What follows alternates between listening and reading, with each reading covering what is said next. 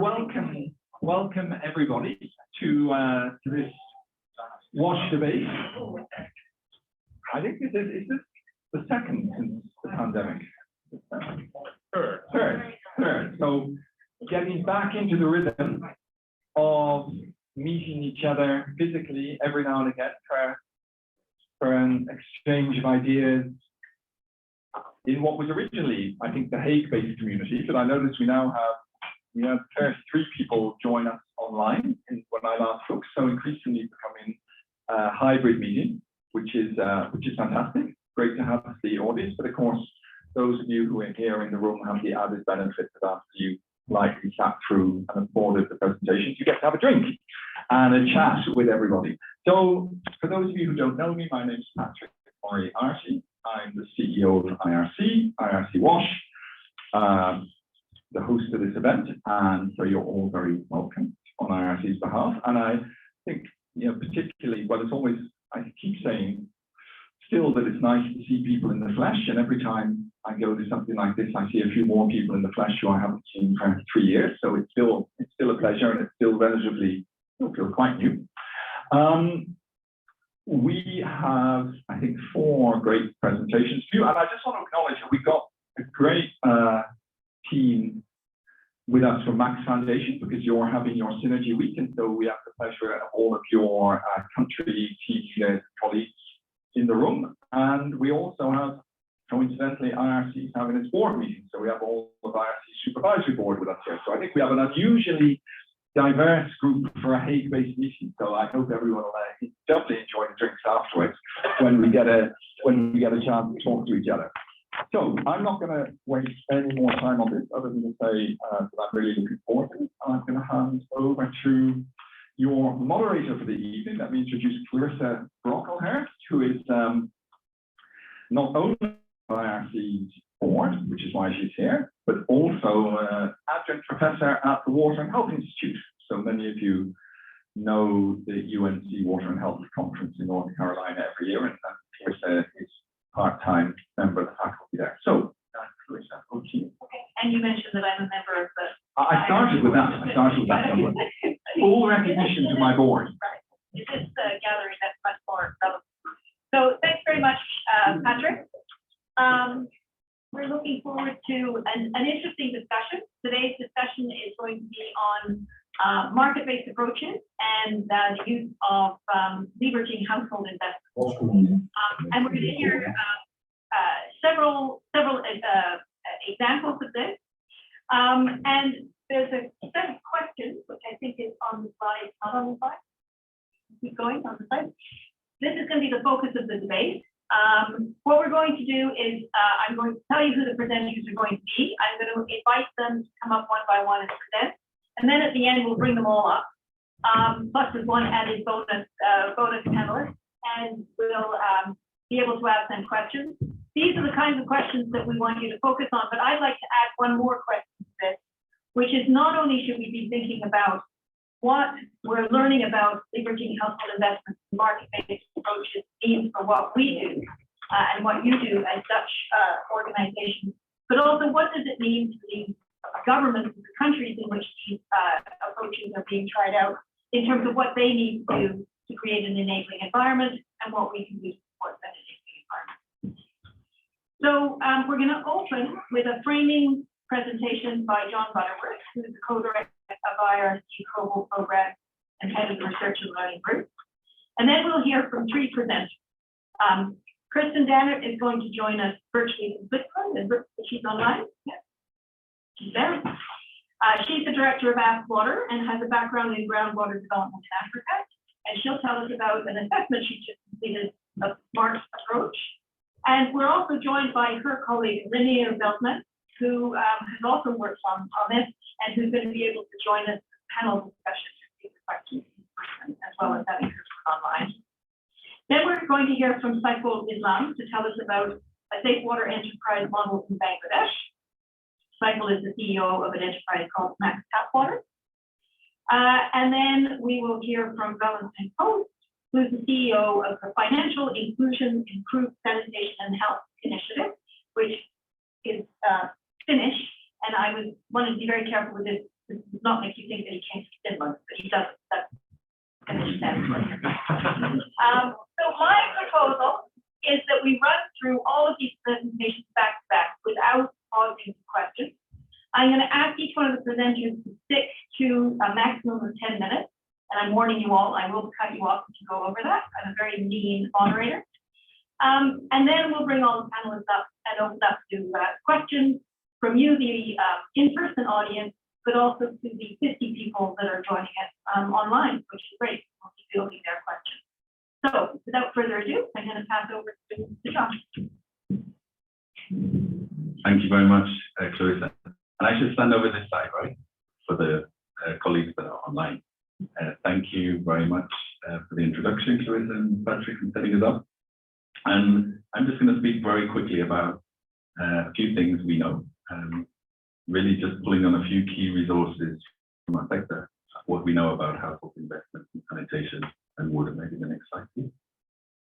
So a very short summary. I pulled a little bit from the State of the World series, but actually Clarissa is a key person behind those reports. I hope some of you might have seen and used those reports already. And also the UN glass report produced by the UN water glass report that's produced by WHO. You're probably all familiar with that. So I'm trying to set the scene for our debate, just pulling out a little bit of key information there about different types of household investment in water and sanitation, some of which we might want to increase, but not necessarily all of them, and some of the different ways we can work to leverage those investments.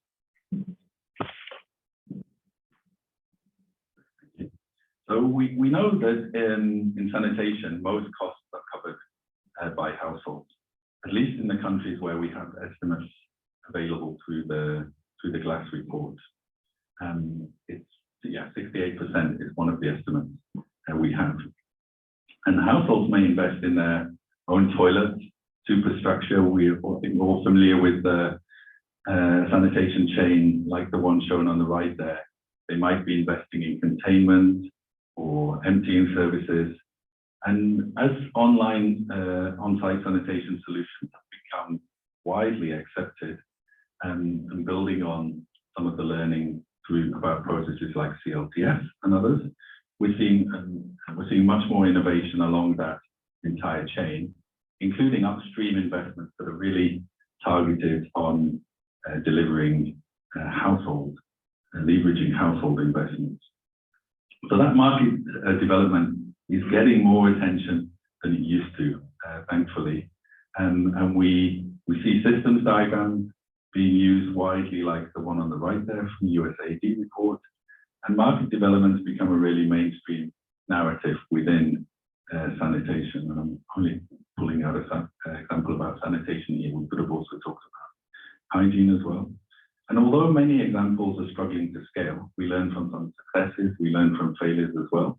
There's wider debate and recognition of the need to invest in wider systems or markets, putting in that public investment to build private capacity and unlock those household investments, including subsidies. And this is what Valentin and Finish are also going to build on when we hear more about that. The next slide, please.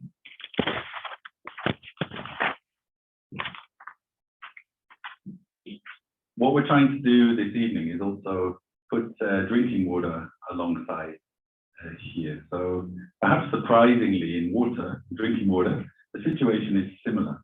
At least what we hear, what we read from some of those key reports that have tried to make these estimates.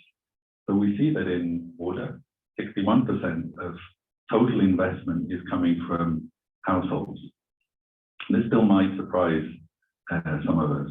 And the development assistance and repairable finance are actually really very small in comparison with those investments. What we also know is that our data is a little bit sketchy. We often don't know how this big blue bar, at 61%, is split between some quite different things. I'm just trying to show this on the little schematic there. Tariffs and connection fees are, I think, quite well understood by most of us. We probably all pay them. And where we pay a service provider for the service we get. And we'll be hearing more about some of that when we hear about safe water enterprises from Saiful, where getting in tariffs for a good service is a key part of the business. Coping might be installing a tank to cope with intermittent supply or low pressure or some other issue. And this is necessary when a service performs less well than it should. Self-supply could be investing in your own well and pump, perhaps in a rural area, could be in an urban area too, where you haven't got a service, perhaps from a service provider, or where that doesn't perform well and you want a more convenient solution.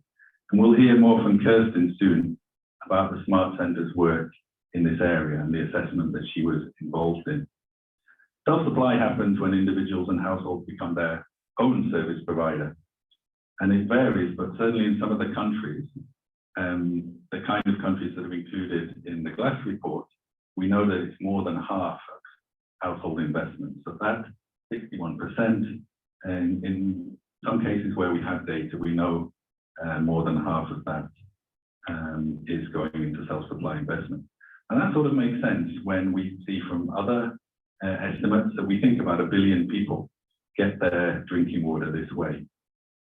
One way to scale household investment in drinking water is providing better services that people want to pay for, like the pipe water that might be provided by a utility or a safe water enterprise. That will also hopefully reduce some of those coping costs. So we don't necessarily want to scale and increase all kinds of household investment. We might actually like to see some of them go down, at least in the long term. And services, of course, also need to remain available to all.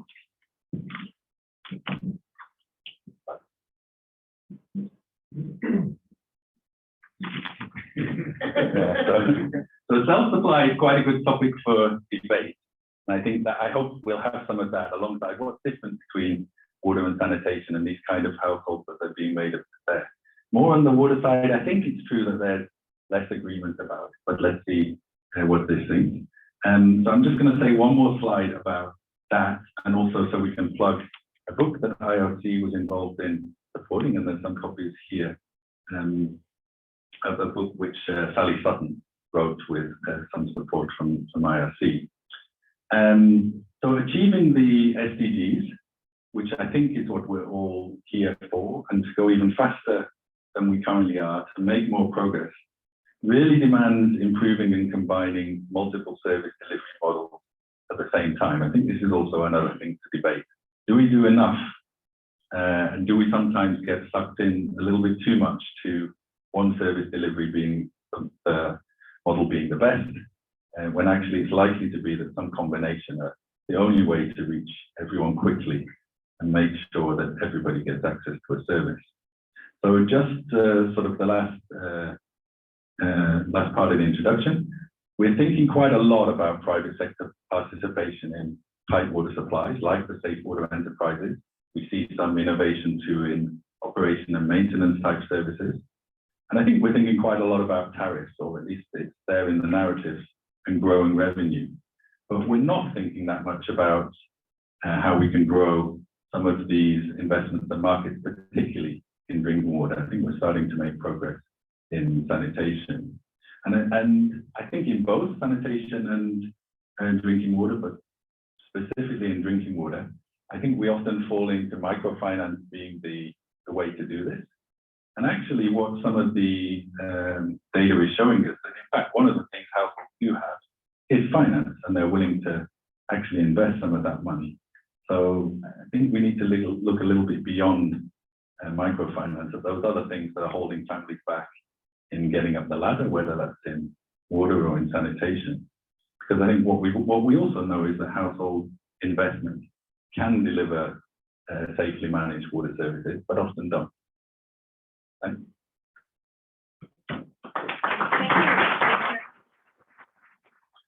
Take straight into Kerstin's presentation.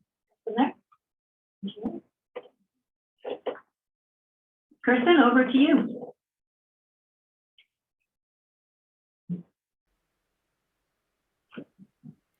Good evening, everybody, and welcome to my presentation on the SMART approach for water supplies.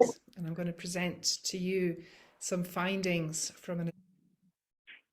Yeah, go ahead, Kerstin.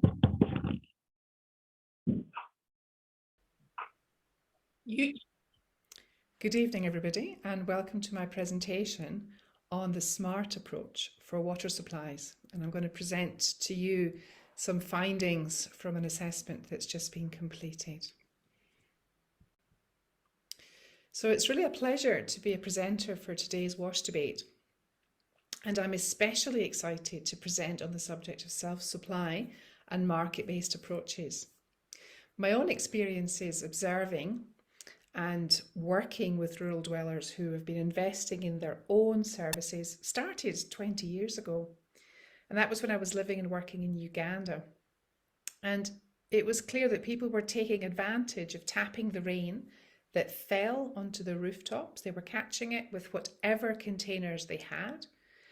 And over time, NGO projects, including those funded by government, came in and started to support masons and local enterprises to really enable people to have higher service levels with rainwater and encouraging people to invest. And if you contrast the two images on the left with kind of really informal rainwater collection with the image on the right, which shows a couple with a 6 cubic metre tank that they've invested in themselves, you can see what a difference it can make. And over the years, I've really witnessed how investments in water supplies by households are not just confined to rainwater. Drilled boreholes, particularly manually drilled boreholes, improved dug wells, they're all examples of technologies that some people can make their own investments and upgrade their supplies. And as a disclaimer of my own, I really actually argue that the 3 T's, tariffs, taxes and transfers, simply do not do justice to actual expenditures in neither water supply nor in sanitation. And we really need to consider household capital investment much more seriously and separately. And in the paper that Guy Hutton and I prepared, we called for consideration of high and the 3 tiers, trying to give a catch in aim, which is sadly not caught on. But let's look beyond the 3 T's to household investments. And so, with great delight, late 2021, I took on the task of leading the completion of this assessment. It was funded by DGIS and really set out to determine the potential of the SMART approach in reaching SDG 6 and other SDGs. If you look at the map up on the right, it shows the 8 countries that were covered by the assessment, all with different experiences of poverty, food insecurity, hunger, population densities. But in all of those countries, at least 30% of rural dwellers are living below the national poverty line. And you can find out more about the country contexts in the report, which looks at that. In terms of methodology, the assessment comprised an extensive document review, primary data collection, and key informant interviews.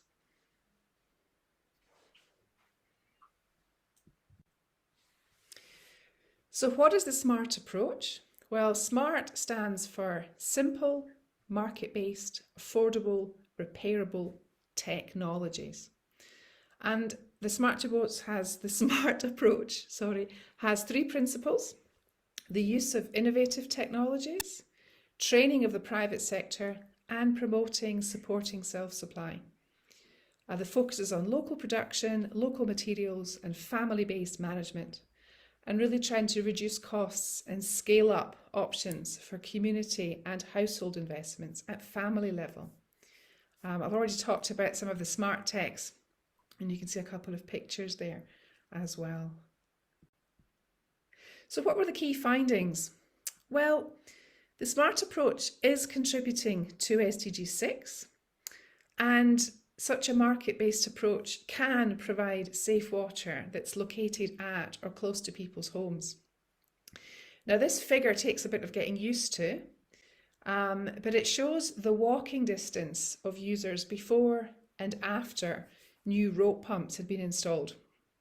And if you look at Zambia, the figure that I have here, the green bars show the situation before the rope pump installations and the black afterwards. And what you see is a big shift from the right to the left of the graph of many more people having much shorter distances to cover for their water supplies because they have water at the home or near to the home.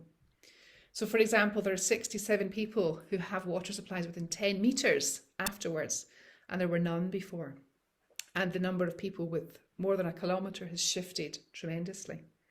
It's also important to remember that, or to recognise that privately owned wells are actually very often shared.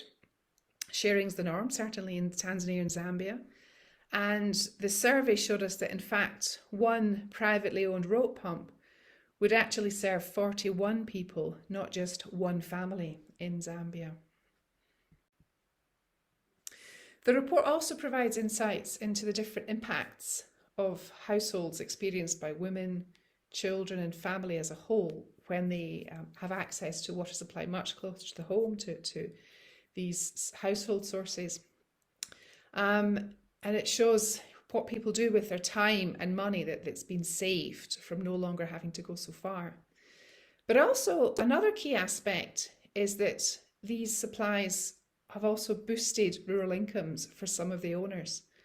And this graph here shows that for those 35% of rope pump owners who claim that their businesses have more revenue, have more income, they have more income as a result of rope pumps installed.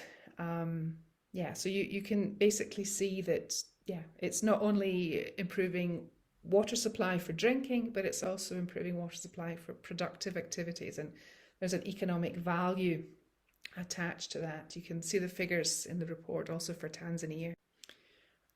Another finding is that the smart centres have an impact. It's a significant impact, but it's very localised. And you can see that from the map here showing the work of Jacana, the outputs of the enterprises that Jacana in Zambia has been working with and training and supporting in eastern Zambia.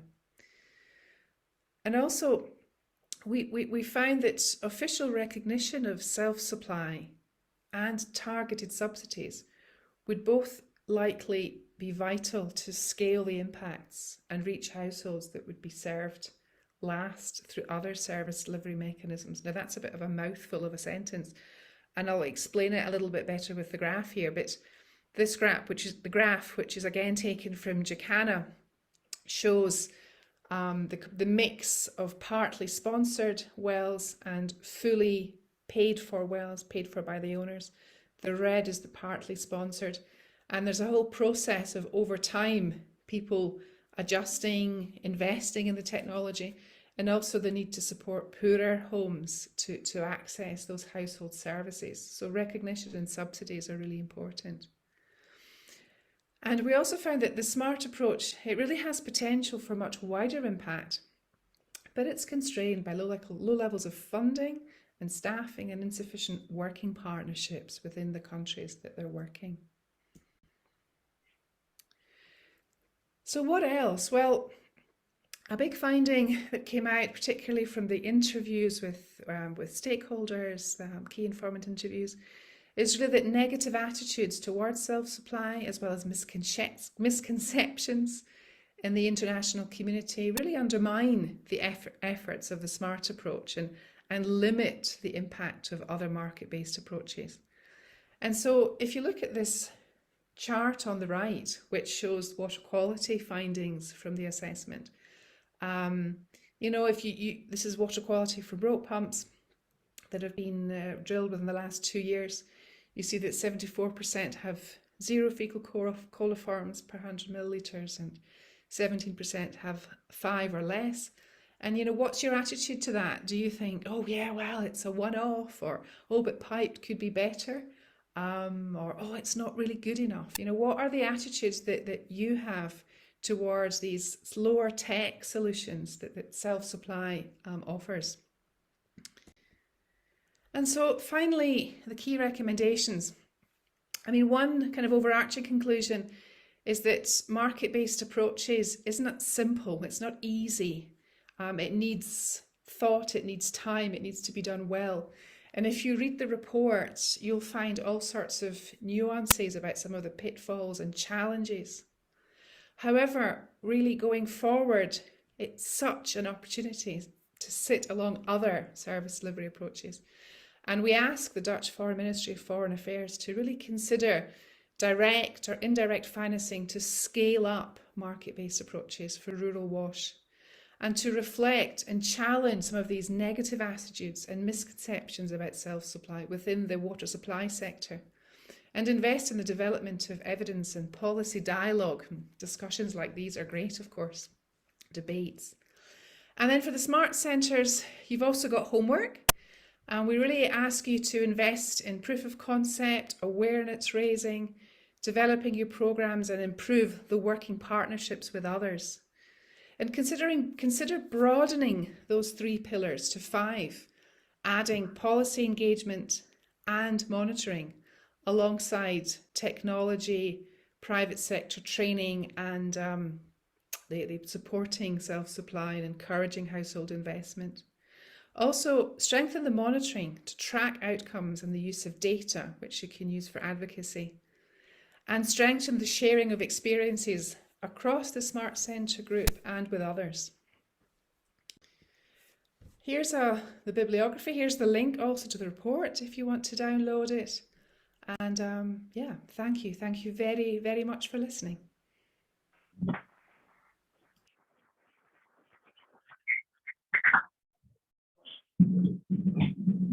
Thanks very much. Thank you very much, Kerstin. And now I'm going to call on Thank you very much, Clarissa. And good evening, ladies and gentlemen. I am the CEO of TapWater. Here I am to represent standing pipe water supplies under TapWater influence moderator. Within the audience, we have our board member, Clarissa, and also Mr. Riyad Imam Mahmoud, who has actually envisioned this pipe water supply and scaling up, and I am the executor. So let me proceed. Next slide, please. Okay. Should be there.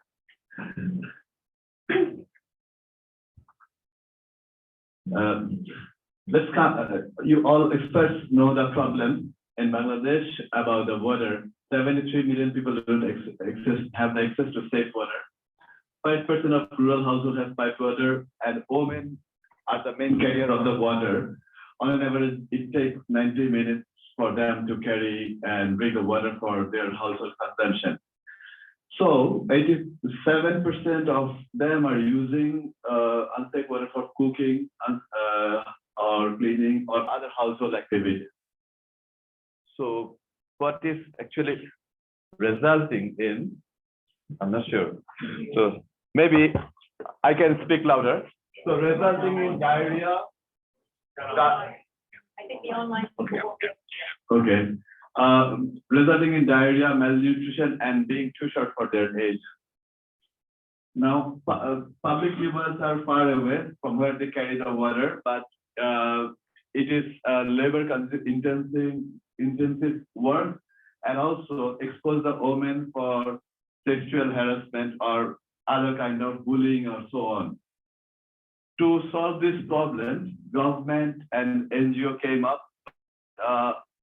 These are not financially sustainable projects. Okay, thank you. So what is Max TapWater? Max TapWater builds a small-scale water grid that connects household with pipe water. I will come up with details, but for the time being, to let you know that we supply water through pipe connection 24/7, and we get the water from the ground. So groundwater actually we extract from the pump and put it in the overhead reservoir, and from there the pipe is being pumped through the pipe network. For each person, it needs 80 to 100 liters per day for consumption on an average, and we supply that. We are charging for a connection fee, which is €30 around, and for per month on a subscription basis, €3.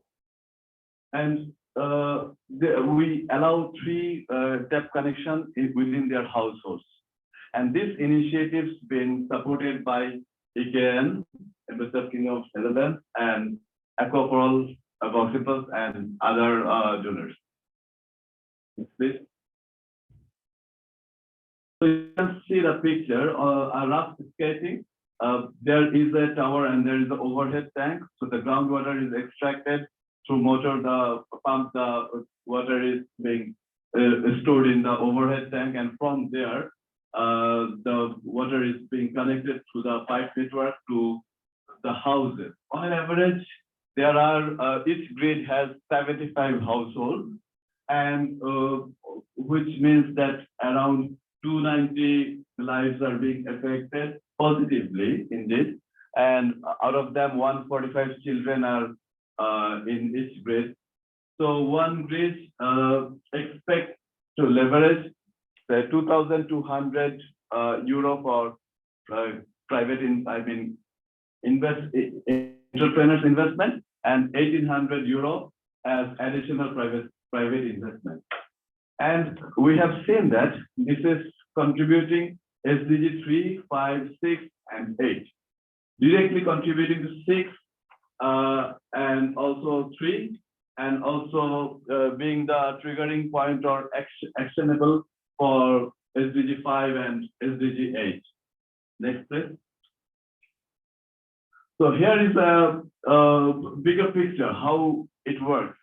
So Max TapWater takes the leverage of Max Foundation's demand creation work, the work they do for the Max Foundation do for development or NGO activities. From there, we leverage the demand creation, and then Max TapWater is the product of Max Social Enterprise. So we take investment from the local entrepreneurs as well, and then we build the grids, water grids, and then we supply households the connections, for which we take or charge a one-time connection fee, and we charge also monthly tariff on subscription basis. Local entrepreneur, against the investment of local entrepreneurs, we pay them 18% interest, and also if they choose to be an operator, they also get some remuneration for that. So we are ultimately using good software, which is a French-based software, Vomasys, to get real-time invoicing, monitoring, business performance, and customer feedback, and so on. Next, please. So we have a model where local investors or local entrepreneurs get their investment back in 5 years. In the meantime, they get paid the interest amount for that investment. So 18% seems like interesting for them, and they invest 14% of the capex cost. We tried, but we could ultimately found 60% local, 60% investors for the grids. I mean, for 60% grids, we got investors, and after 5 years, we actually pay them back. If they want to keep up with us, then maybe it can be renewed. But ultimately, the ownership of the water grid remains with Max TapWater. Next.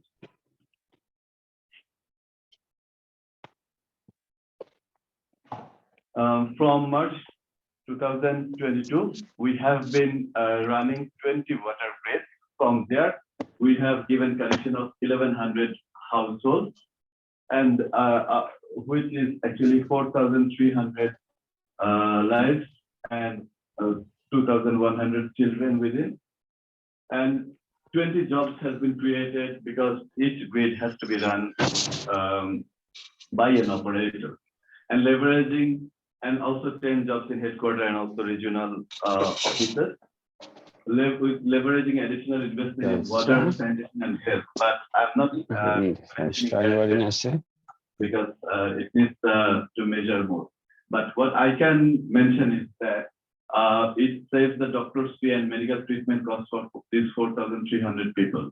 Because we have made some survey and some journalists studied that even last year, almost all of them have been suffering from waterborne diseases, which this year could have been avoided. Next, please. So, what are the success factors? To know that, let me tell the success to date, till date. Till date, we could collect 96% of tariffs, and we could increase 60% last 6 months. How did we do that? We ensured a great service. The service sample was even less than 1%. We were very active and set up the governance and system so that there is very less service sample. And that also resulted in creating demand from the neighboring area. We also need a water grid. Okay. So again, secret of our success is leveraging the demand creation through Max Foundation's work that I have already said. Now we have recruited the water grid operators from the same community, and they act as the bridge between us and the community. So if anything happens, they let us know. Also, if the community has to say anything, they also let us know. And the marketing campaign became very successful because we did inductive marketing technique, which is addressing each person's need of the family, starting from the adolescent, newborn baby, to the senior citizen. Each has a different kind of need of water. Next, please. Okay, now there are also some challenges. The government tax rules for the consumer products is also applicable for us, which might be a challenge, and we are working on to make a solution. But we will need more enabling environment for the business from the government. Then clients' willingness to pay for the service, which we had a challenge, but we could overcome through the marketing campaign and availing the right information. And then some limitations due to use of grant money. Not all the donors, but some have some choices which we have to be abide by. So we are also working to find a way of through which. Then also we are aware that we are using groundwater. So there might be future criticism, which we are fully aware, and we are working on the measuring the water consumption, and we will be working more so that we can find more diversification on this. And another challenge I haven't written, that the proof of the business case, it seems that this has been a good model for which World Bank in Bangladesh also gave a tender for 3,000 more grids to be built in Bangladesh along with us. Next, please. Now, the biggest thing in social enterprise is sustainability and also scaling up. To let you know that all our grids are profitable at operation level, not centrally, but to make the company as a whole profit in break-even, we have to build 110 water grids in this size, which we aspire to build within, say, 3 to 4 years or 5 years. In 5 years' time, actually, we have a plan to build 180 water grids. And also, if we get, or the way we are working, we might get private and equity investment, then we can go through, say, 1,000 grids and cover more and more people. And next, the final slide is this slide speaks for itself. I'm not talking. Thank you very much.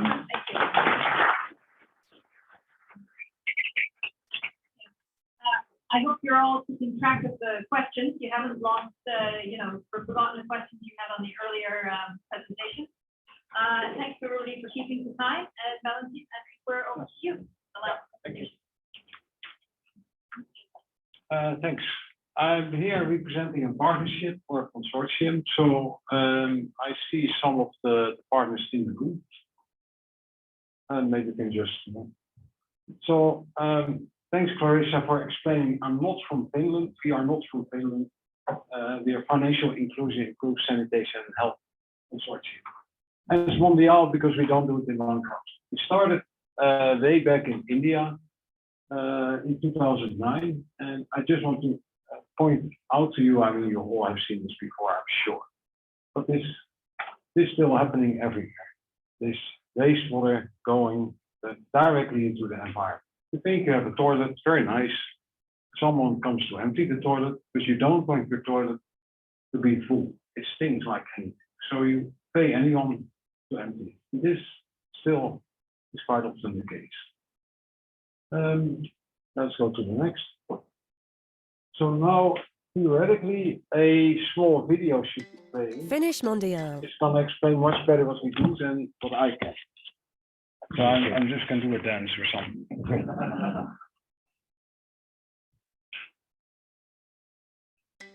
Finish Mondial is a partnership between Waste, AMREF and Aqua for All, and stands for Financial Inclusion, Improved Sanitation and Health. It's a programme working towards safe sanitation for all, and is implemented in India, Kenya, Uganda, Ethiopia, Tanzania and Bangladesh. Finish Mondial ensures people are aware of the need of a safe and durable toilet. They want to buy one, can afford it, and local people can build them. But what does this mean? Women like Anna from Kenya and girls like Juhi from India have a healthy and safe life and can develop themselves. They can work and go to school as they no longer get ill because of water-related diseases. Because of the Finish programme, sanitation marketeers like Emmy from Tanzania feel they are doing something for their community as they tell people about the importance of a safe and durable toilet, which trained masons like Manu from Ethiopia can build. They now run a successful sanitation business. And farmers like Abdul from Bangladesh use the fecal sludge from the newly built toilets as co-compost for crop production. Therefore, communities are healthier and have climate-resilient food. Finally, financiers like Mr. George from Uganda supply sanitation credit, and local governors like Miss Gimutu from Kenya stimulate sanitation market growth and awareness. By applying a multi-stakeholder approach, the Finish programme involves the entire sanitation value chain. Over 5.6 million people enjoy the benefits of safe sanitation thanks to the programme. This is only the beginning. Let's create a global sanitation revolution together. Now the revolution is going on because the 5.6 million was from last year. They're now 8 million. So I've been asked to talk particularly about 3 things. So we are working with communities. We're working with communities on creating demand for safely managed sanitation. So I'm going to talk a little bit about the sanitation marketing we do in Kenya. Then the business side. If you talk about people putting in their own money or taking a loan, they need to get high quality services at low price. So it's typical bottom of the pyramid market. And this is what we're doing on the business side. Lastly, most of the people who don't have toilets, you can imagine, tend to be not very rich people. So how do they get the money to pay the upfront investment? I think Kerstin was talking about household investments. Sometimes they don't even have that money. So we link them up with microfinance institutions. We also have the government in the equation, important for bylaws, important for scaling, important for policies. But I'm just going to talk about these 3 ones. Next. So when we started in Kenya, we just thought, okay, we're going to do some awareness raising on health, and lo and behold, that's going to lead us to safely managed sanitation. It then led to basic sanitation, which is very nice, but basic sanitation also not very long last. So what we wanted to have is a safe sanitation system which will last 10, 15, 20, 30 years. So we need to go beyond just basic awareness raising. So we went into the marketing, active marketing of sanitation. What does it mean? People have a choice. We believe that every time people need to have a choice, it's their money we're talking about. They are the clients. And they may want to have a dry system, they want to have a wet system, they want to make it I don't know, if you want to have, or if you have a lot of money, you want to make it out of marble, you want to make it out of gold, you want to make it out of wood, we don't care. What we do care about is what you put below the ground and the mesostructure. That's where the safely managed sanitation comes. And that part is where we are really focusing. Also in our CHVs and other marketeers, because we also use microfinance institutions for marketing. What we do with them, we build their capacities on that they know what they are marketing at all. So why are they marketing this, and what are the advantages of this system or that system? And again, people have a choice. If you're a wiper, I think everyone knows the difference, right? A wiper and a washer, you want a different sanitation system. And people should be aware of this. So you have to, according to your client, you have to be able to market. So then what is the incentive for a marketer? The people who actually do the work quite often are forgotten. So we pay incentives to the marketeers from every system sold and constructed. And so we have done this, this from Kenya last year. We had a very challenging assignment next to finish Mondial, supporting finish from UNICEF. Can you do 25,000 or can you actually 40,000 the original target for 6 months? Well, we think 6 months is going to be a little short. Give us a year. No, time was not negotiable. So listen, we said, okay, let us see how far we can get. So we started, and it took us about 3, 4, 5, 6 months to do the capacity development. After that, when we trained the marketeers, when we trained the masons, when we worked with the financial institutions, the numbers started going up. And the nice part of this is this continues. The project is over. The marketeers are still doing the work, but now they're getting incentives paid from the masons, from the entrepreneurs. So it's a sustainable system that's being created. Next. This is also very lovely. So when we talk about toilets, toilets seems to, what is a toilet? There's a lot of, I wouldn't say science, but a lot of hardcore efforts are going into building a toilet and thinking about it. Unfortunately, I think globally, although we go there every day and we all use it, the thinking part is what has been lacking.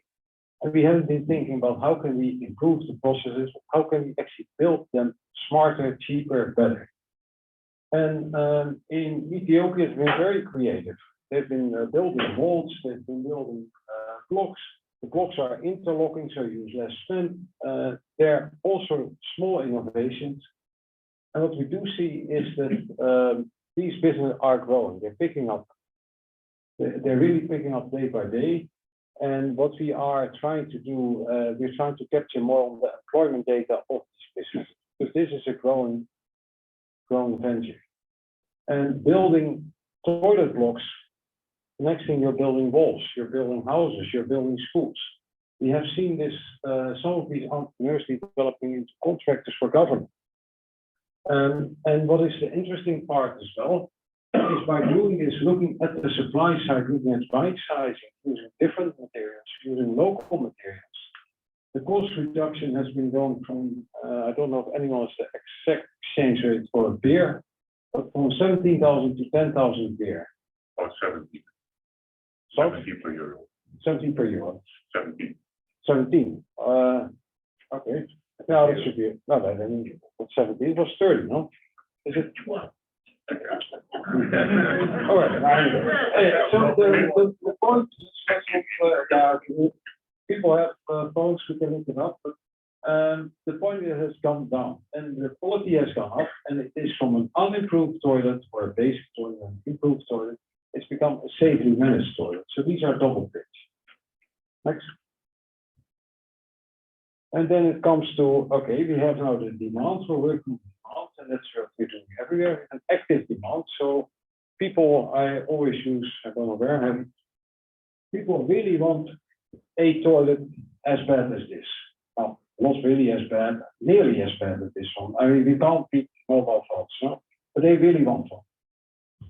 Now, once they have that desire, we have now we're building on the capacity of people actually to construct them. Then the next thing is, okay, then, but they're still poor people. They don't have the money. Some of them have, some of them don't. Then working with microfinance institutions, that's really been our stronghold from day one. We started working with an engagement process of microfinance institutions. What do? First, you go to the CEO. With the CEO, you say, okay, this is what we would like to do. CEO may say, great, get out. There's the exit. And we've seen it all.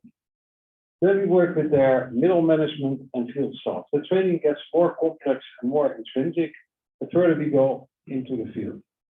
I think our stronghold in all this has been we have been working on RBF contracts, result-based financing contracts. We're asking the MFIs to do something additional. And we're not giving them money for it, we just say it's a business. No, so they get a very small incentive based on the business they do. And with that, we have been also creating preserving livelihoods. Many of the women, I should say most of the clients of microfinance are women, but many of them are married. And what do you find? Very interesting. They're married with masons. So now it becomes a sort of very nice family business. No? Someone's getting the money, the other one builds. So there has been quite an interesting development that a lot of the MFIs start growing this business side of things. So they start growing micro enterprises. They start supporting growth of micro enterprises. We are doing a lot of right sizing. So in the first toilet, I remember we were talking about in Kenya was costing 2,000 euros. I'm not joking, 2,000 euros. And I asked them, okay, how deep is this thing? And they were going 20 meters down. It is fine if you want to drill for oil or so. If you want to build a toilet, it makes no sense. And what is the other part? If you go deep like this, you would never be able to recover the nutrients which are captured in human waste. Yes, they're pathogens, but they're nutrients. And we want the nutrients. This is a very thing we're going to make it in. So today we find in Uganda, in India, people are changing their toilet designs to have double pits because they're very interested in human waste. They're growing vanilla. I have to expedite. Sorry. Yeah. I get very, very enthusiastic on toilets. Sorry. So we have been able to reach quite a few today. You can read it for yourself. But today we are doing every 90 seconds a toilet. So I've been talking, I think, too long, but we would have done some 6 or 10 toilets, whatever it is. And we are generating on the day locally. We're generating between 200,000 and 300,000 euros every day. So it means people are investing either directly from their pockets through microfinance, that's the bulk of what we do, or we have some other routes. Next. Yeah, and these are, and I think I'll stop more or less after this. So we are on this trajectory that this is our scaling path. Next year will be at 435,000 toilets. That means once every 60 seconds or so. Our unit cost, and that means the cost of market development, is coming down. It's not only part of scale, it's also part of doing a cost reduction strategy. So we're squeezing everyone left, right, and center, including myself, to be able to deliver at scale. And you can see in the countries we have the same trends where all the costs are coming down. Okay. On my tour, I'm just making one more. Ah, no, I'm cheap.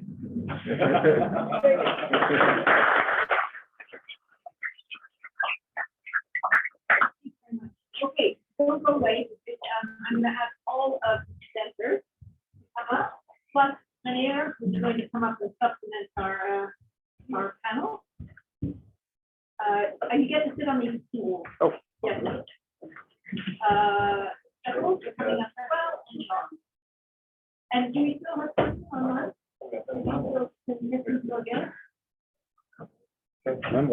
Yeah. Okay, it should be here. You notice that I'm not volunteering to sit on one seat.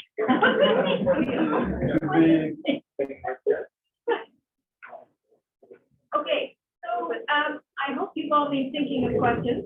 Can I have a question? We read it in here. Read the parallel. So maybe. Yeah, okay.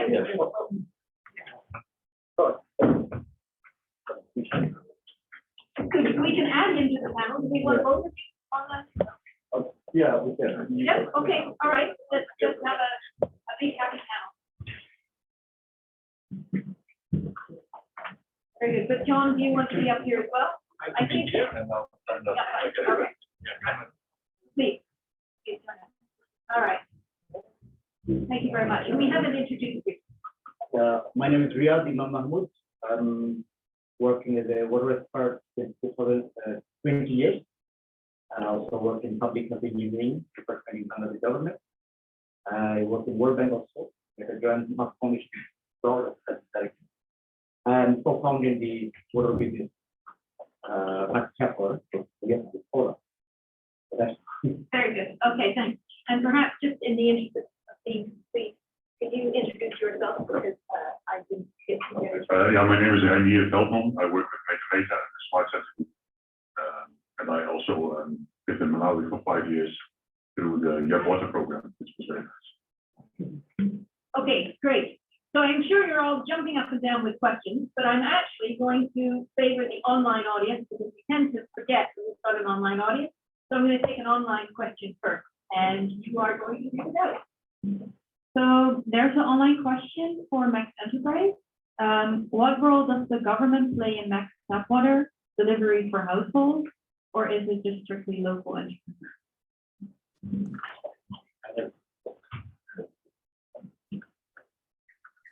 Particularly in Bangladesh government has some role in water supply system that is actually driven by Department of Public Health Engineering.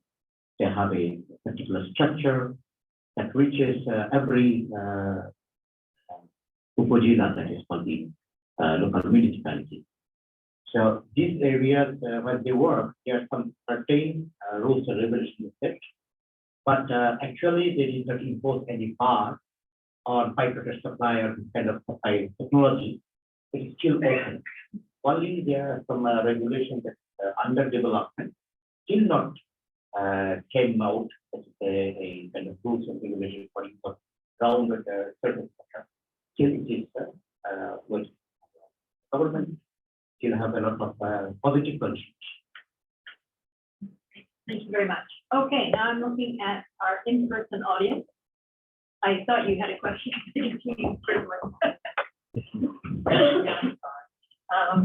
Yeah, so I also have a question for TapWater. We'll put water, Max TapWater. I'm behind from IRC, which doesn't mean that the other presentations weren't fascinating. It's still what I'm trying to accomplish. So you mentioned that the assets remain part of the company, right? So my interest is what is the value of that asset and how much of that has been funded by grant funding? And yeah. Thank you very much. So there are two parts of the cost. One, if you ask specifically, then there is capex. We have estimated, and with the growing inflation, on an average, we have found that it's around 15,000 euro for one water grid to be built. We have also efficiently designed with a perimeter of 1.5 kilometer to 2 kilometer area. We cover 75 households. Along with that, there are overheads. Of course, you understand the team and the operation, which are everything required. Does that answer your question? No, I mean your assets, right? You're owner of the physical system, infrastructure. Yeah. Now that infrastructure, how much of it has been funded with the grant funding? Is that like 50% or 70%? I mean, till right at this moment, it is 100%. We are channeling the money in some legal way, but right at this moment, it is 100%. But as the business proceed as per the business case. Maybe after 4 or 5 years, we will be able to regenerate, and there will be, the pie will be changed then. Now it is 100%. Thank you very much. Okay, I'm looking for hands. I see one at the back. Great. We get a microphone.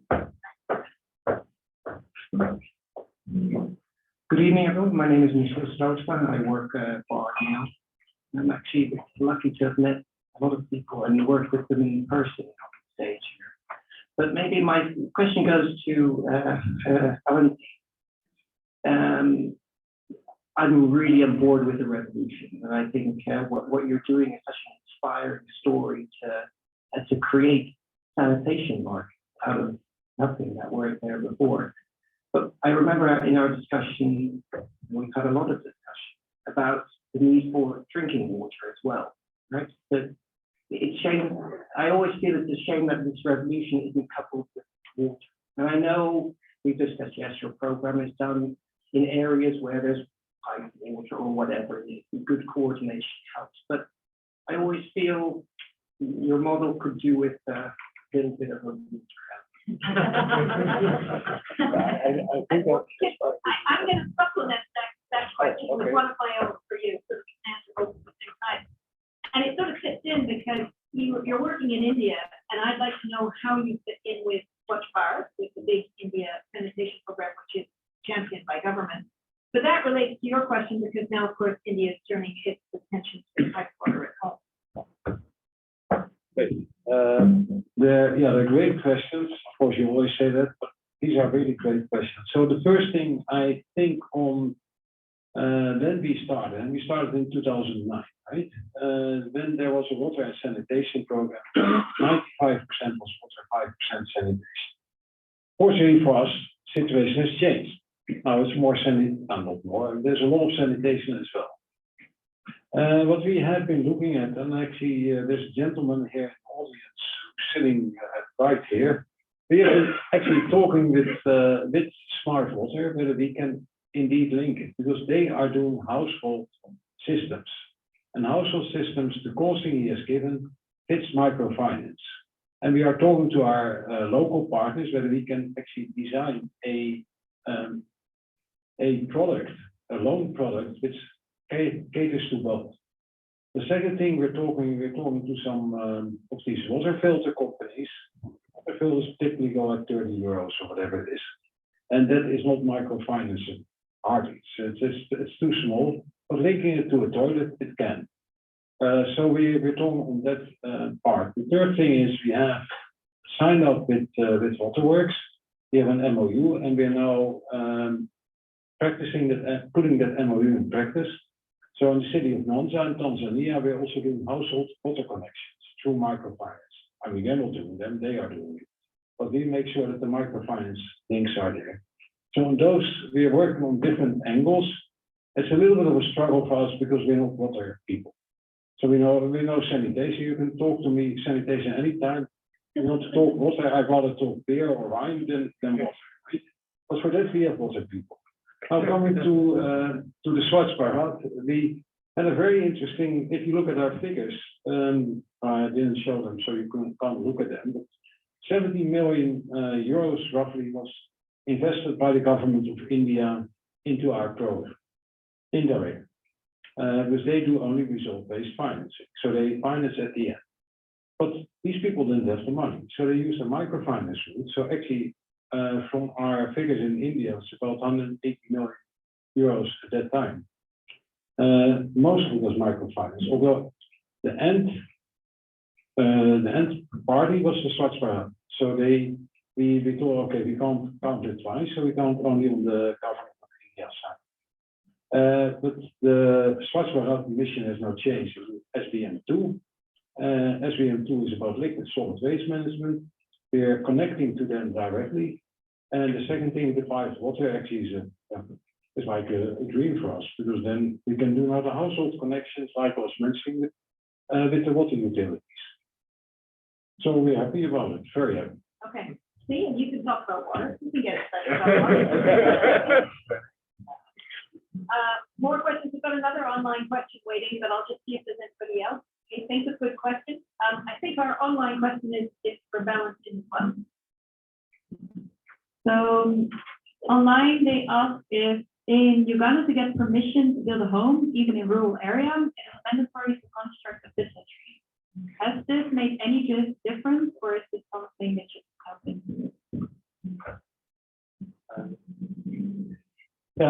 Great question. We're working in particular in municipal areas more than rural areas, because there may be laws, but the application of the laws, let's say, is maybe not strict. But in urban areas, you have bylaws. And what we do find in bylaws, let's say in the city of Nakuru, these are not the best bylaws if you think about it, sanitation per se. So one of the things we do is we work with the government in making bylaws suitable for, let's say, safely managed sanitation. Now, coming to Uganda, we are working both in urban and rural, and the pit latrines, we are moving away from it.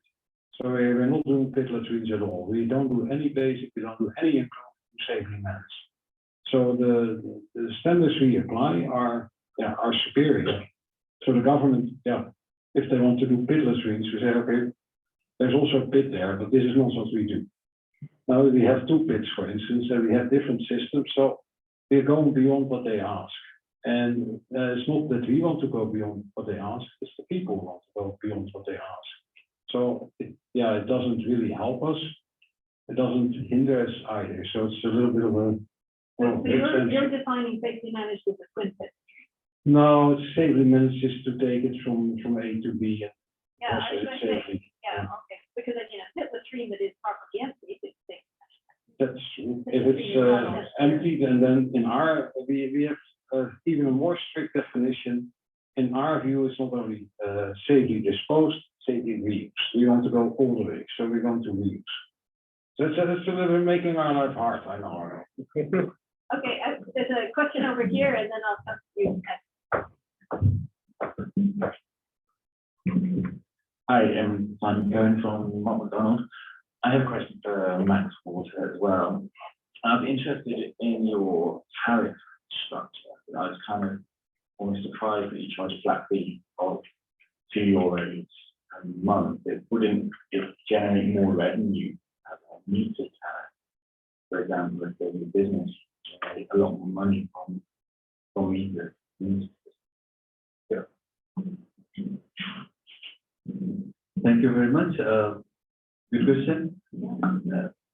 2 aspects there. One is I have shown here €3 on an average, but also we intelligently do subscription basis, but also depending on the number of people within the household, we have made a different tariffs for different households. For instance, for 2%, €2 or 200 taka, then for 3 or 4%, 50 taka, then for 5 or more, 300 taka. The reason why we didn't go for individual meter system is that the rural people who are living kind of below the line, they can't afford the cost of the meter from the beginning. But we have a plan to go along with meter in future. To control the water consumption, we have a pulse meter where we get the regular reading, and from there we can understand what is the community consuming with the number of people. And we keep on raising the awareness along with the community so that the water is not being wasted. That's how we are keeping in control. We are trying to giving a solution for the people who even can't afford it, who even can make a tube, bear a cost of making a tube oil, who can't bear the cost of, say, bringing the water and so on, and even by purchasing or paying for a meter. That's why we have started this way, but indeed, this is the place we have to go, that engaging or installing meter for every connection. Thank you. Thanks very much. We have another question lined up here, but I was afraid that Kerstin and René were being left off the hook. So we actually have an online question for that. So with permission, I will go to that. Okay, so question for Kerstin. Can you please elaborate on insufficient working partners? Great, thanks a lot. Can you hear me? Yeah. Great. Yeah, it's essentially this whole question of doing something locally or trying to have something taken to scale. Sorry, my camera isn't allowed to switch on. It's not working for some reason, so I'm just able to talk, but that's probably fine. Yeah, so a question of local and scale, and the smart centres are not going to achieve scale on their own. It's just impossible. The countries are too vast. Oh, start my video. Oh, lovely. Wish I was there, everyone. So it's a question of really how to take this to scale, how to scale up, and how to link with others in order to do that. And it's tricky. The smart centres, and if you look at the report, you'll see the very low levels of funding, the few staff that run these centres. They're already stretched to try to work locally and bring enterprises up locally. And yet they need to reach out to others more to be able to, for them to copy, to try things, to adapt, and to challenge the status quo. And I think that needs both work on the side of the smart centres, but it's also tricky, coming back to the problem of negative attitudes towards self-supply, towards low technology. It's not always easy to engage with others who push that away. But certainly in all the countries where there are any others who are interested in this, to really do more to work with them. And that's a balancing act between what they're trying to do already in terms of implementation and reaching out to others. But I think that more could be done in all the countries. That was one of the things that came out, particularly from discussions with the Smart Centre staff and with key informants. So thank you. Okay. Very glad we're able to see you. Do you want to add anything to that, Renee, or we've got you on the spot here? Okay, good. We're going to go to... Yeah, sorry, I didn't introduce myself before. My name is Antoinette Goma. I'm the head of water of S&B. Of course, you triggered me, Valentin, when you said actually my reuse definition, my definition of safety managed sanitation includes whether or not it's reused, and I'll only count it if it's reused. So my question to you is, so are you saying that in this number that you've presented, this is 100% safely reused? Is that only what you count, or are you counting basic? Basic being improved, right? Not unimproved. The other thing I wanted to ask you, actually, before you was because we want to drive towards full coverage. So I'm interested, do you have well disaggregated data on your numbers to know how much of an area are we reaching, and what other mechanisms through market-based approaches, and what other mechanisms we may need to complement? And I did want to ask a question on the smart centers and then on the stop. Because I visited a smart center, I think, in Nicaragua. Very fascinating. I mean, I love that stuff. My question is, also having that in my mind, how do you deal with the operations cost in the long term of that to make it scalable? Yeah, and I'm going to do something very strange. I'm going to take the first question. I'm not going to take number 2. I'm not going to take it, but I'm going to give it to someone else who knows much more on this. We have a data cruncher right at the back there, and he knows everything about our data. So coming to the first one, yeah, it's let's say we had a figure on there, and I'm not sure if you're referring to that one, 11,000 tons. Yes, that's the one we collect, we process, and we sell. We sell it. Because if you don't sell it, it doesn't make any sense. Is the profit-making business? No, it's not. Why? Because the money is going to the government, and the government is not giving to the women who are operating everything. So it's an institutional setting, which we are trying to solve, but dealing with these governments in that way, local governments, is tough. We have a franchise set up in eastern part of India, it's most likely will break even in 2023. To my knowledge, will be the first one in on fecal sludge and organic solid waste. I don't think it has happened anywhere in the world. We're keeping it low key. We're not looking for investors. We want to run it on a shoestring because it's a business. And if it works, then we'll come out to say, okay, this is really gonna work. The third model we have is more on a BLT. It's UNICEF. UNICEF is investing. We have, but all the investment not coming from us. It's all public money, local governments. They're paying. We're not paying anything. So in that way, keeping the operation low cost. The main expenditures we have are on the testing of the material, testing of the input, testing of the output, quality testing, market development. Buying a product where you grow your vegetables with, and you know it's made from human waste. It's not the best sell, right? So we say, no, it contains so many these things. People know. And by and large, we have been able to establish a market in southern India. People know where it's coming from, but we can't meet the demand. Can you believe it? We're now in a different world. We have too little waste. We can sell anything we make, we can sell it tomorrow. But we don't have enough waste, and this is in India. So I think it is possible to change. Now, on the numbers and the wealth quintals and everything, there is this gentleman, I'm just going to walk there. Martin knows everything about it. Thanks, Valentin. My name is Martin Kuipers. I work with Amber Flying Doctors, which is part of the Finnish Mondial partnership.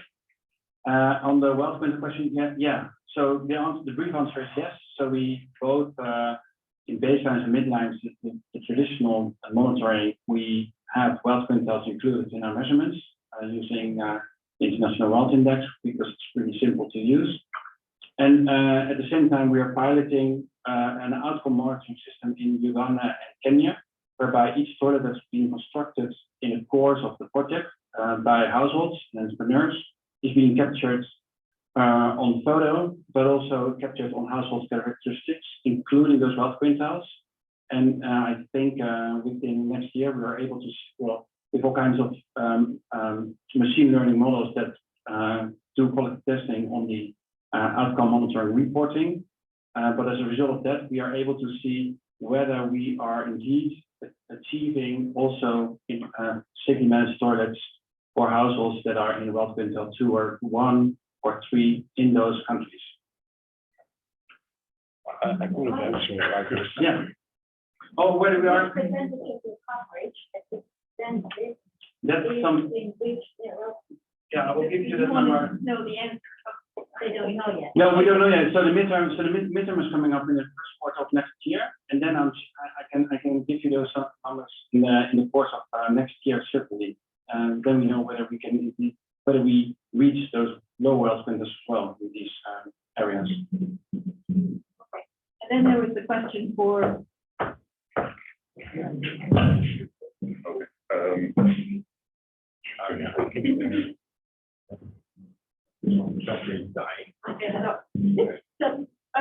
Thank you for the question on the operational cost of the smart centers. I think it's good to mention that the goal of smart centers is not to make profit as a smart center, it's more to train entrepreneurs who make a profit, feed their family, etc. So I think initially the idea was to have smart centers which on their own make a profit, but we also found out that it's not realistic. It's also, I think, good to mention that the smart center maybe has a turnover between 50 and 100 to 150,000 euros per year, so quite small, which includes maybe salary of 3, 4, 5 staff members. And then part of the money is actually going into implementation, so creating showcase areas, paying for contracts for drilling wells, latrines, water filters, etc. So maybe only half is really operational cost. Part of the income is coming, or most is actually from donors. And increasingly, part is also from maybe NGOs who want to have a group of people trained. But that's also a very tricky market because what we very often see is NGOs who want to have a group trained for 3 weeks, but maybe only 1 or 2 actually continue. They have their certificate, but What we really aim at is maybe the individuals who are motivated to make it work, they are motivated to provide sanitation and water to their community members, the people in the country. And that's really the more successful in terms of the entrepreneurial part for the wash entrepreneurs. But yeah, the smart centers can only operate if some money is being put into it, in short. Great, you're getting really wound up now because I can see, I think, 4 different questions brewing. So what I'm going to do is, I think actually there's 5. I'm going to ask each person to pose their question one after the other, and then we'll go back and have the panel. So I think I've got Robert, Nick, this gentleman here, and this lady at the back, and then Steph, I think we've had a question as well, right? So we'll go one after the other. Thanks, Clarissa. I actually have 2 questions. So first, thank you all for your wonderful presentations, which were very interesting and very complimentary to each other. So real nice overview. And good to see you, Kerstin. My question is to you. You mentioned that to your own surprise, this high level investment of 61% into drinking water. And my question was that you were rather vague about the economic benefits that came with that. And I was wondering, has there been a sort of more in-depth study at the household level of the economics of this? Because obviously, if people are willing to invest so much, there must be some sort of incentive. And I'm not only thinking of opportunity costs of bringing benefit all the way to freeing time to do other things, but is this water then also used maybe for small scale agriculture around the house or livestock? Is there economic gains because less drugs has to be bought for sick children? In short, you know, is there any study done in that context at the economics of, you know, spending and returns? And my other question is to Max TapWater, because I'm obsessed with my WHO background in water quality, and I see that you're using groundwater. So I'm just checking whether when you do this water systems, whether you have a system of checking for particularly for arsenic.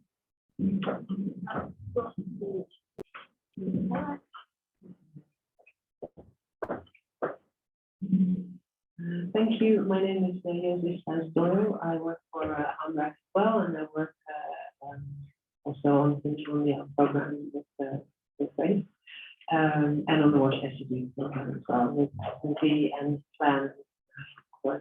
My question is really picking up on Amsterdam's question around the wealth quintile and the leave no one behind principle, in the same way that we asked Valentin in how things Mondial reaching people in the lower wealth quintiles. My question would be to the other panel members: how do you ensure that the leave no one behind principle are taken into account in your market approach? And just maybe to add on what we try to do, for example, in Uganda and Finnish Mondial, we take a cluster approach where households in a cluster of 10 cannot maybe afford a safely managed toilet, that the other households in a cluster of 10 make sure that that household also has a safely managed toilet. So the community works together to make sure we have full coverage, so that the health benefits ultimately are better in the sanitation program. Okay.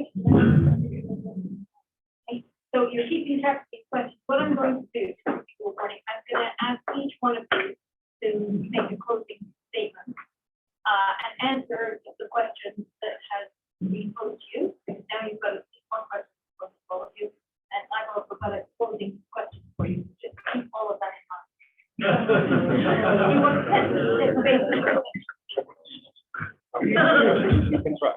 I'm also the technical advisor of the Smart Center Group, and I have a question which I had expected from the audience, but it didn't come, so I would like to put it.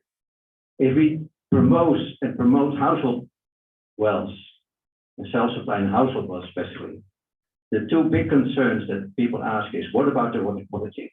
Who is going to control all these households? And what about depletion of groundwater? If everybody starts to drill wells, what about the groundwater? So can I need to answer that question. Yeah. Yeah, my name is Dries de Kater from Basic Water Needs, a supplier of household water filters, working together with Smart City Group, for instance, in Nicaragua. When we set up projects, it's not so much a question, but we set up projects for household treatment, and through these projects we generate carbon credits and use that as an additional source of income for this kind of projects, and also for Smart City Group. And we hear a lot about grants and whatever, but this is purely private funded money that comes into the market, which might be more interesting to follow up on. So your question is whether they've considered using. Now we're actually working with the Smart City Group, but it could be used more, I think, as a source of income. This kind of fund. Is there one more question or kind of question? Okay, I think that's enough for our panelists going on. So what I'm going to do is I'm going to ask the panelists to make a closing statement in which you answer. We've had questions about water quality. We've had questions on how you reach the lower quintile. My question would also go back to one of the questions that we flashed up right at the very beginning, which is, you know, here we have a room full of people who are working in Dutch water and sanitation sector. What you have presented, how do you feel that changes the way the people in this room should be working? And what kind of recommendations would you make for support from the Netherlands, both directly to communities, but also the support that goes to government? So I'll just ask you to each make a very quick coming up statement. I can hear the clink of glasses from the other room, so the cocktails are being prepared. So we don't want to keep people too long from their cocktails. Shall I start with Kerstin? Yeah, that'd be great. It's Kerstin, you're all right? Kerstin, did you hear all that? Kerstin, it's your turn. Sorry, I didn't hear that. Okay, thanks. Nice to be a woman on the panel as well, not just men. There's another woman here. Economic benefits. The assessment really touched on that, and you saw that from the presentation. There's a bit more in the report. And I think it's also important not just to recognize the economic benefits of more water at the home, but also the savings made from no longer having to collect it or pay for it to be delivered. And there's also some interesting insights from the perspective of men, women, children, families. And I think much more is needed to look at the economic benefits of self-provided water. And a question that our colleagues and I have been asking ourselves for years is Lagos.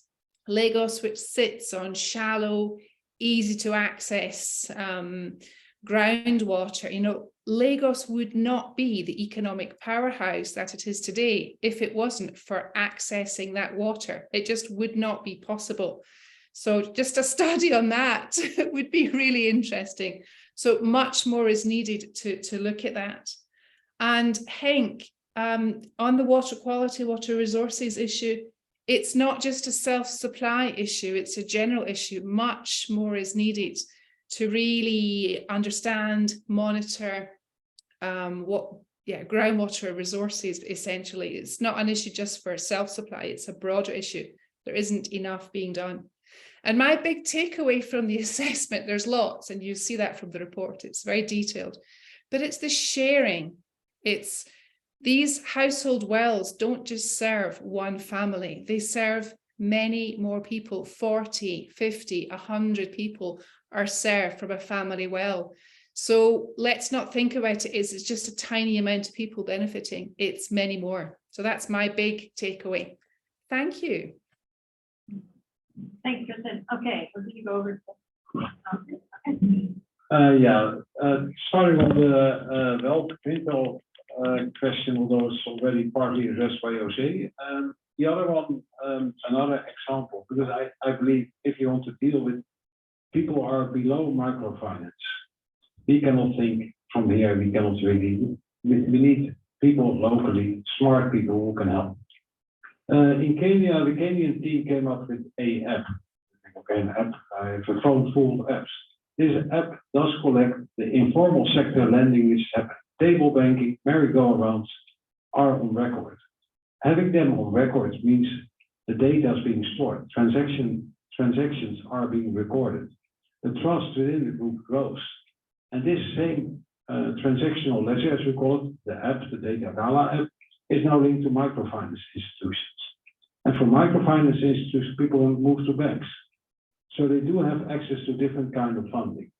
Now, and my big takeaway here is I'm a finance guy, I'm a sanitation guy, and it's nice to be in a room full of water people. Those water people come with a different perspective, and I think we need to work together as not only as a sector. I would also encourage next time maybe to have agricultural people here, because they also look at water and look at sanitation. You may need other type of expertise. We personally learned a lot from working with consumer giants. Consumer multinationals, they really think, what am I selling? What does the client want? And taking that perspective, I think if we work from that, what is it really what they want? And these are the people we are working with and working for. So my big takeaway is so nice to see so many water people in person. Okay, and also nice to meet you. I hope you feel a bit. I think there were several questions. Into Jose, I also wanted to mention about the sharing. So I think sharing is one way of reaching the poorest of the poorest. I think another way, and we have to be realistic, is that there's some need for subsidy also for the infrastructure at some point. Because I think all of us, we live in a house where our pipes, etc., were subsidized. So why not for the other areas which are not yet served? On the water quality, I think there we also have to be realistic that you can do a lot of monitoring. In the end, you cannot control water quality for 100%. So I think our advice or plea is always for people to have some form of treatment. And then a form of treatment they also like and they appreciate and they continue using.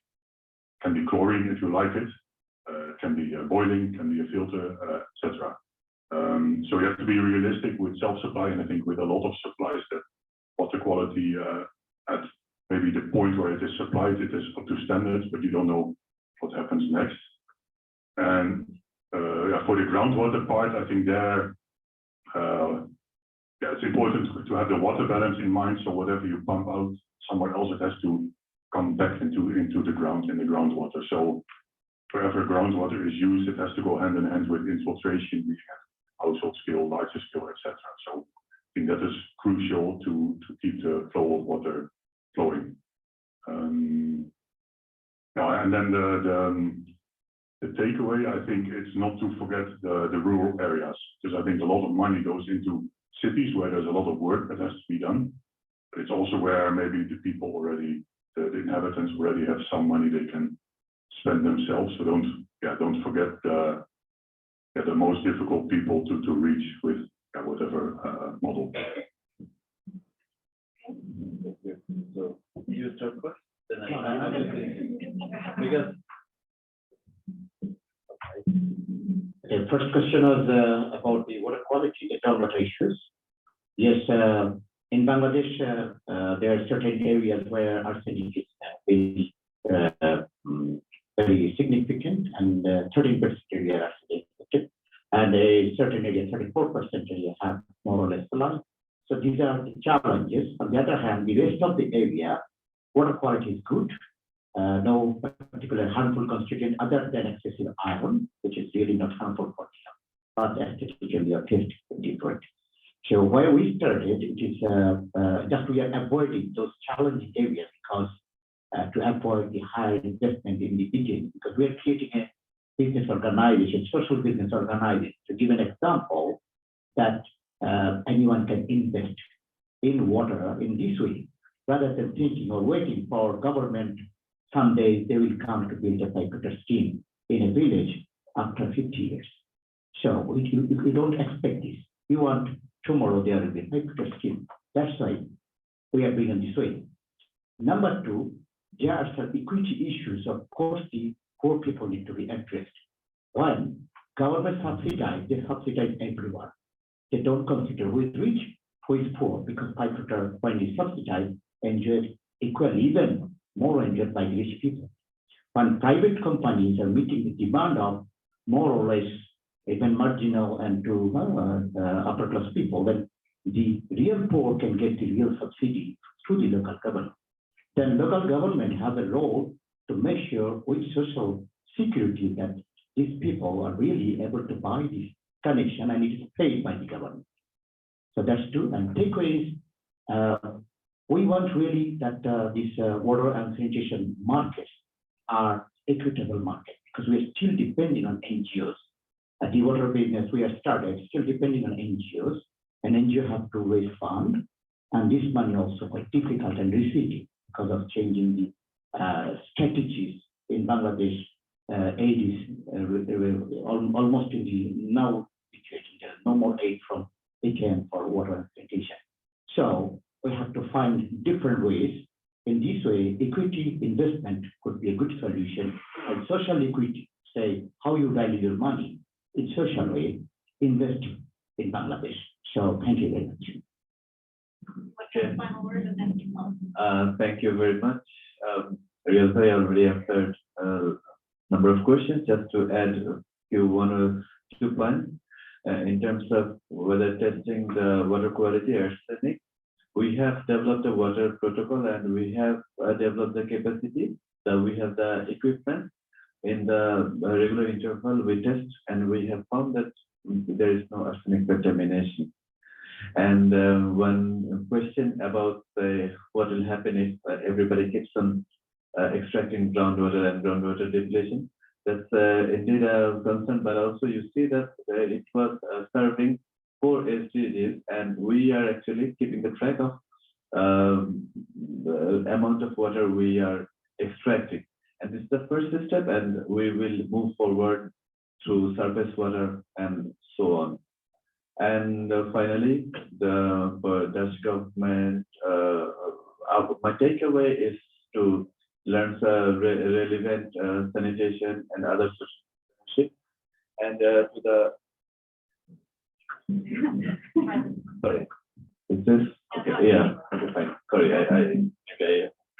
So finally, my expectation is maybe the donors also thinking the same way, that the money you were giving should not be drained away, rather revolving through real efficient social business, which will be continuing, not just finishing after the project period completed. So thank you very much. Thank you, and thanks very much to our panelists. I think we've heard a rousing, inspiring case for considering harnessing household investments, but also working with governments to create enabling policies to allow household investments to be well spent and optimized. So thank you very much to the panelists, and I hand over to you to close. That's one working.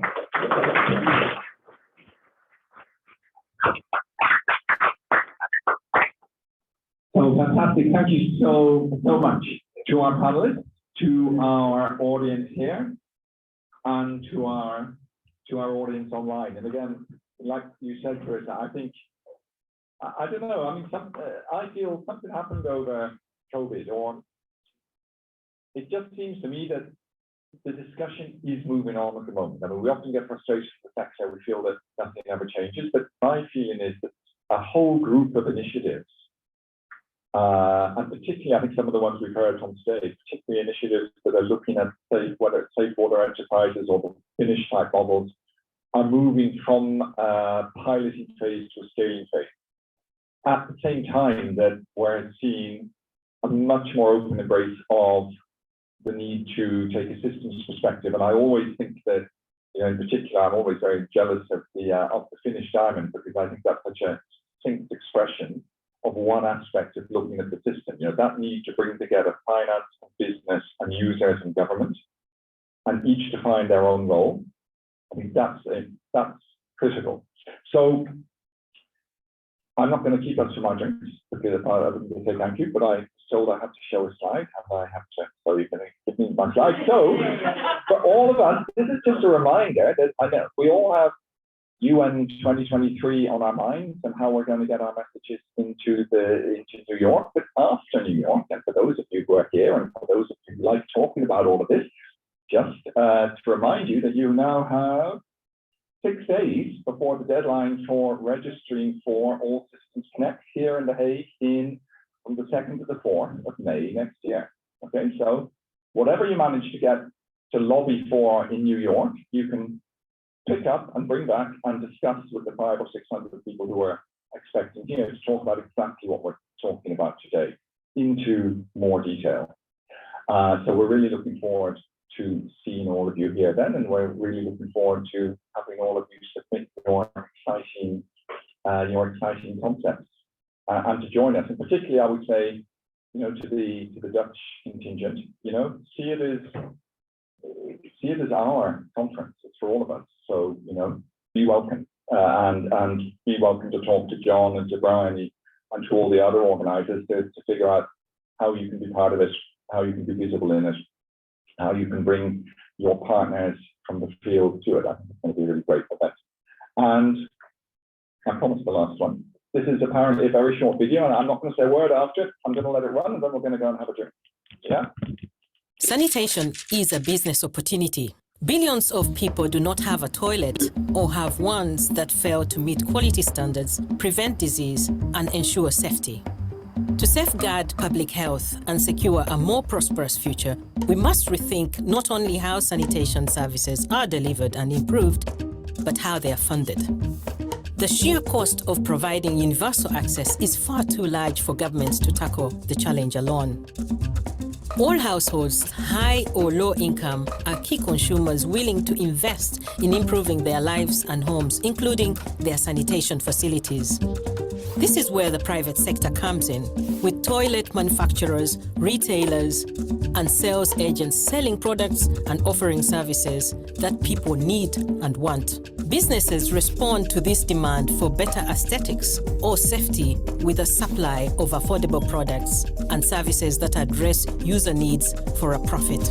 Market-based sanitation describes this approach, one which accelerates sanitation advances by reframing sanitation not as a burden, but as a real business opportunity. But before this can happen, we need to ensure fertile ground exists for businesses to operate and grow, where the market can do its job.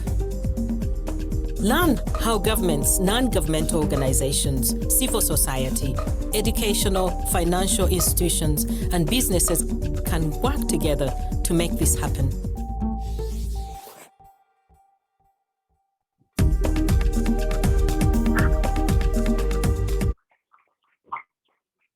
I said I wouldn't send here, so I will. That is a free online course that you can follow and you want to register through the Washington Academy. And now let's have a drink. And the drinks are outside.